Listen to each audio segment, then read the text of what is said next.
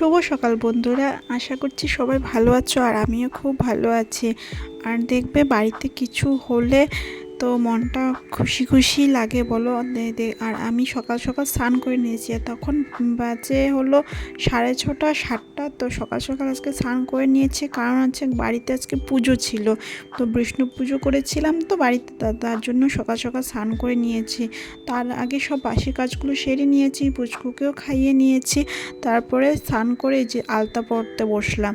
আর বাড়িতে পুজো হলে বলো আলতা পরলে ভালোই লাগে বলো, আর বাড়ির বউ তো আলতা পরলে ভালোই লাগে। আর আমার বরাবরই আলতা পরতে ভীষণই ভালো লাগে। জানো তো, সকাল সকাল কামগুলো সারছিলাম, কারণ পুরোহিত মশাই বললো যে জলদি এসে পড়বে, প্রায় 10টা 10:30 নাগাদ এসে পড়বে বললো, কিন্তু আস্তে আস্তে ওই 12টাই বাজিয়ে দিল।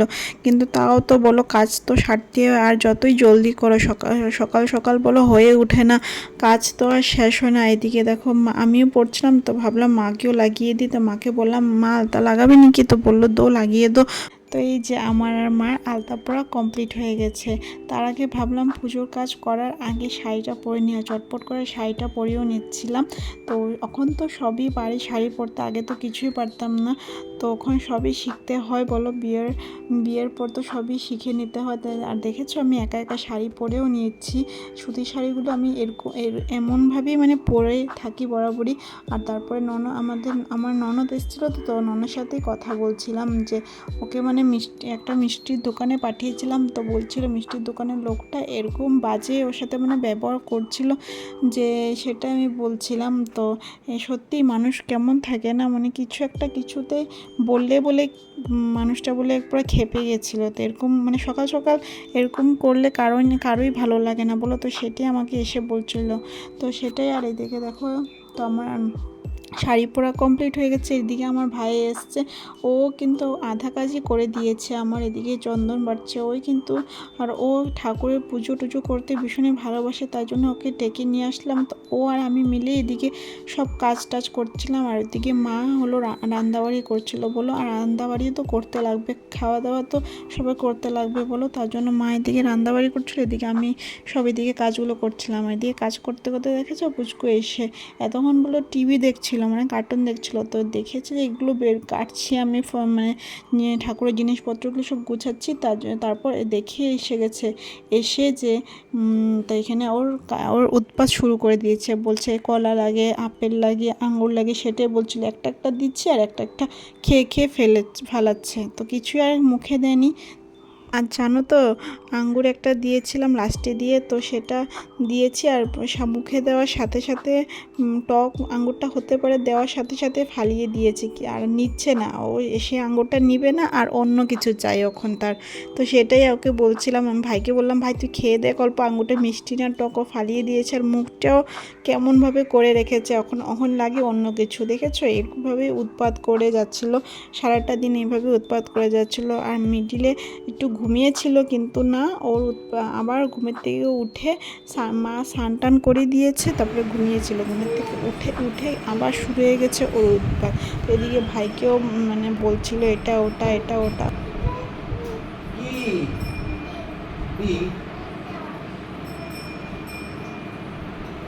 আর তারপর আমি ঘরটাকেও সাজিয়ে নিয়েছি, মানে সাজিয়ে নিয়েছি। আর জানো তো, আগের দিন যে বাজার গেছিলাম, এই ঘরটাও নতুন এনেছি। সুন্দর হয়েছে না বলো? তো ঘরটা পিতলের ছিল, তো আমার তো বেশ ভালো লেগেছিলো, তার জন্য এনেছি। আর জানো তো, আগে এমনই একটা ঘর ছিল, কিন্তু চুরি হয়ে গেছে বলো, ঠাকুর রুম থেকেই নাই হয়ে গেছে। তার জন্য ভাবলাম একটা নতুন নিয়ে আসি, তো সেটাই নিয়ে আসলাম।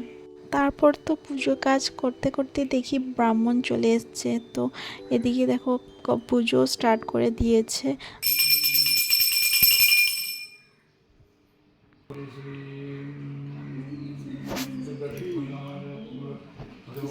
সেম টু সেম ঘর আছে পিতলে।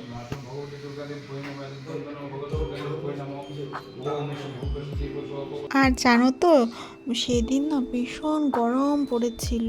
আর এতদিন তো দিনটা ভালোই ছিল, কিন্তু যেদিন পুজো করেছি সেদিন ভীষণ গরম পড়েছিল। এদিকে পুজো করতে করতে আমার চোখ মুখের অবস্থা হালত পুরো খারাপ হয়ে গেছে। তো গরমে বলো অনেক কষ্ট হয় সব কিছুই করতে। আর এদিকে দেখো পুচকু এসে তো মাঝখানেও বসে গেছে। আর ওর ওর জন্মের পরে এসব প্রথমবার দেখছে, তো তার জন্য মানে ও ভাবছি এগুলো কি হচ্ছে না হচ্ছে। আর এদিকে আমি এসেছি বলে আমাকে জড়িয়ে ধরে, আর এদিকে জড়িয়ে ধরে কাঁদছে। আর আমি জোকার দিচ্ছিলাম, তো তার জন্য ভয়ে কাঁদছিল, মানে এসব শঙ্খ জোকার এসব পাচ্ছে না, তো ওই জন্য ভয়েও কাঁদছিল। আর তোমরা কি একটা জিনিস খেয়াল করেছো যে আসন যেখানে পুজো করছে মানে আসনে, সেখানে মূর্তি বা সে ফটো কিছুই ঠাকুরের নেই।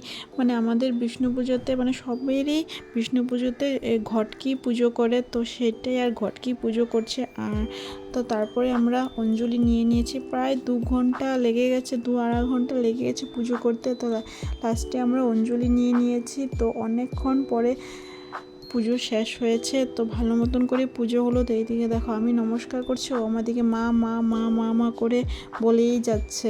তারপর তো যজ্ঞ করবে, তো লাস্টে দিয়ে তো যজ্ঞ করবে। তো যজ্ঞ তো পুরোহিত মশাই যজ্ঞ জিনিসপত্র এসব গুছিয়ে নিচ্ছিল। ओम तद्विष्णु परमं सदा पश्यन्ति शूलदिवचक्षुरादितं ओम नारायण स्वाहा ओम तद्विष्णु परमं सदा पश्यन्ति शूलदिवचक्षुरादितं ओम नारायण स्वाहा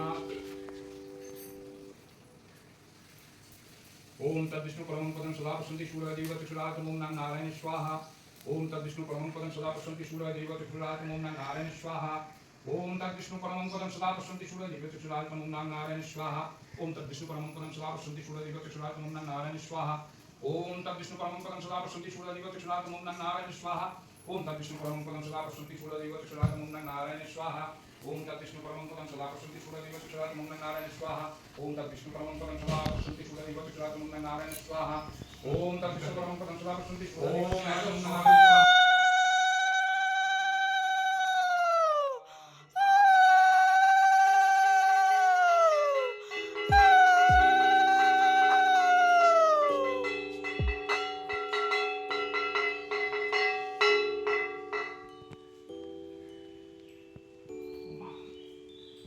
তো যজ্ঞ করার পরেই আমাদের পুজো কমপ্লিট হয়ে গেল। আর সত্যি বলছি পুজোটা অনেক ভালোভাবে হয়েছে, আমার তো ভীষণ ভালো লেগেছে। আর অনেক ঘন্টা, প্রায় 2-3 ঘন্টা ধরে পুজো হয়েছে।